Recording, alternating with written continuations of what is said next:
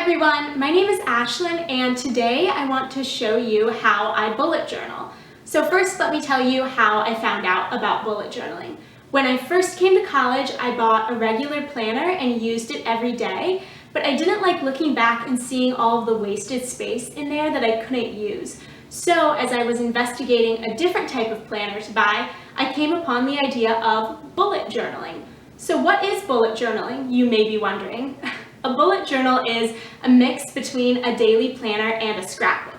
So you can buy just a blank sketchbook at the store with white pages inside, and you can make it what you need for your daily life. That's why I love bullet journaling, and I'm excited to walk you, my wonderful viewer at home, through my bullet journal. But first, here's a little disclaimer. If you like clean, crisp organization and perfect lines, a ruler was not used in the making of this bullet journal, but don't worry, I'll walk you through it. So first we're going to start in fall of 2019 when I was just a college student, and then we'll move into spring of 2020 when I was a student teacher. So if you want to skip to just that student teacher bit, you can go to this time frame. If not, just sit back and enjoy the video. All right, let's go through my bullet journal for the academic year of 2019 to 2020. So we open it up and I have my table of contents at the beginning, and then I use the front and back flap just for putting down sticky notes or pieces of paper that I want to keep track of, and I just use some washi tape to do that. My first few pages of my bullet journal are miscellaneous, just fun spreads that I wanted to do to start off the bullet journal. So I have some addresses here and books that I want to read. The next pages are so fun. First, I found these on Pinterest. That's how I find lots of ideas for my bullet journals. I loved this places I have visited idea, so I did this one. This was also 20 goals that I wanted to accomplish before 2020. So I did these in just pen originally, and then when I completed or accomplished a goal, I would color it in. And so this is really nice to look back at and see that I've accomplished these goals. All right, now let's get into my semester. So here we have just an overview of my semester. So I started this bullet journal in July of 2019, and I used this page to plan through my fall semester of 2019.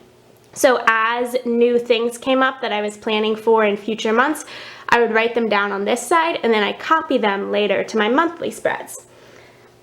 But in July, I didn't do a monthly spread, or in August, I just did a quick overview of what was happening in those months because I didn't need to plan my days in the summer.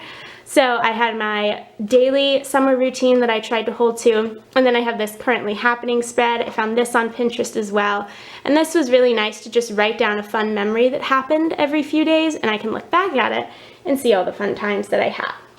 Okay, now we start with the semester. So I have all of my months here, but every week you would have a similar schedule. So I made this weekly spread. I just used the base of a cup to make all these circles. And then I wrote down what I was doing every day because in college your class schedule changes all the time. So this was nice to be able to see what each day looked like because each day had unique things that were happening throughout it. Then next I have my homework spreads. So this page may look a little confusing, but it really helped me get through all of my assignments and keep track of what I needed to get done. So at the top I have all of my classes color-coded with a different color that I highlighted them with.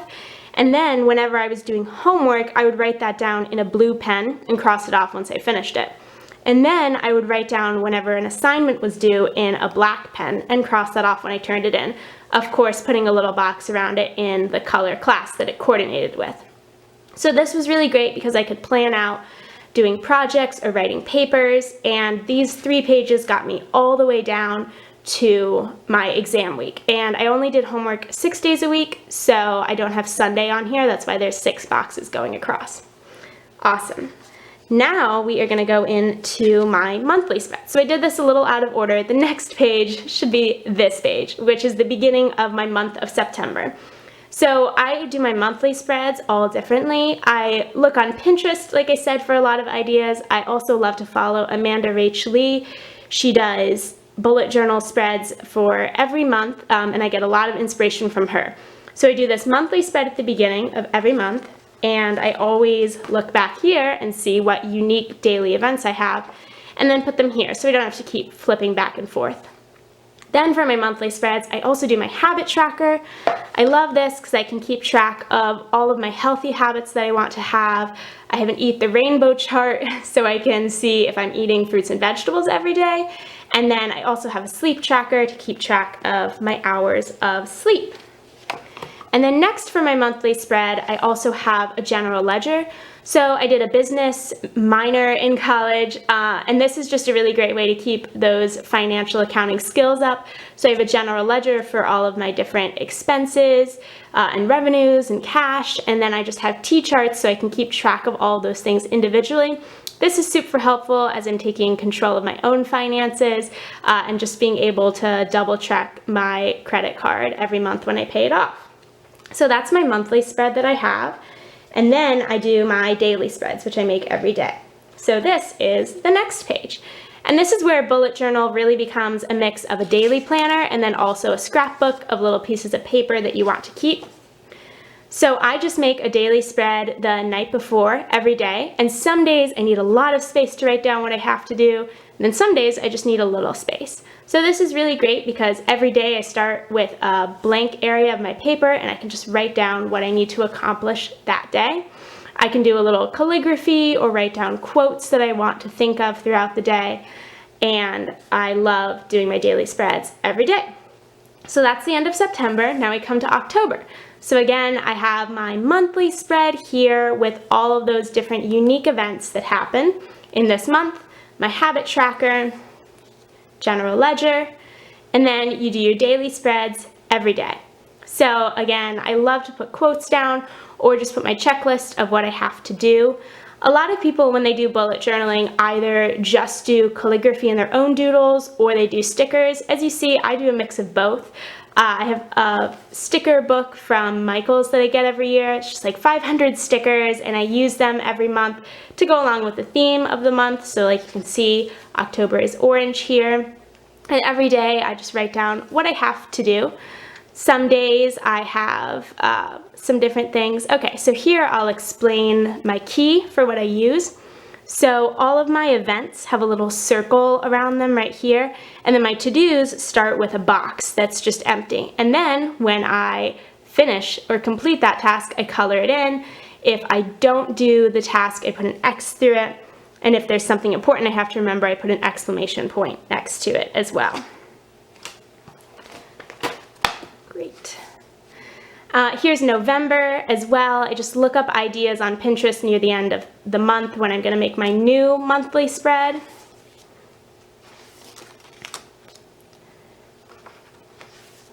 And every time I flip to a new page, I do a different theme for writing down what day it is.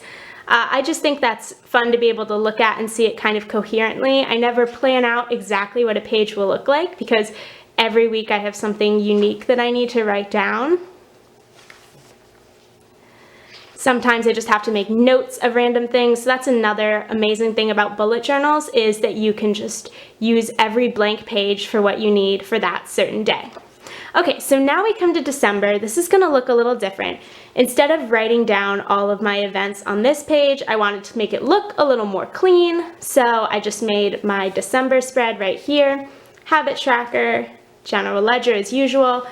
But then I wrote down my events on this page just because I had a lot of unique ones in December. And as you can see here, I continued to do my daily spreads. But then by the time we got to the end of December, it was break. And so I decided to do a currently happening page again. I did that right here. This was nice because I didn't need to keep track of everything that was going on every day during break. So I love doing this page in December. And then I love this page, and I wish I had done it at the beginning of my bullet journal. I think every college student should have this. So this is my medical log, and it's just for me to keep track of some of my medical history, because when you're at school, you don't have all of those papers. But if you need to get something, this is just a good way to have a few details written down that you need to know. And now let's transition into 2020 when I was a student teacher. All right, so here we are in 2020. So this is when I was a student teacher and not just a college student. So I do some different spreads, which you'll see in here, that were so helpful for me staying organized. So the first one that I have is a professional development log and then a home contact log. I loved using this professional development log, the home contact log, just because everything's electronic. I have all of that on my computer. So I think I'll do something different for this page next year. Next, I have my monthly spreads. So this looks a little different from my homework spreads that I have. Let me find those. These were 6 days a week and had just my homework tasks, but as a student teacher, I just wanted to use these spreads to be able to write down appointments or meetings that I had throughout the day. So I have it for every month, and I made the colors coordinate with the monthly spreads that I do later. Next, I did my weekly schedule again. I didn't really look at this as a student teacher because every day was the same that I was at school.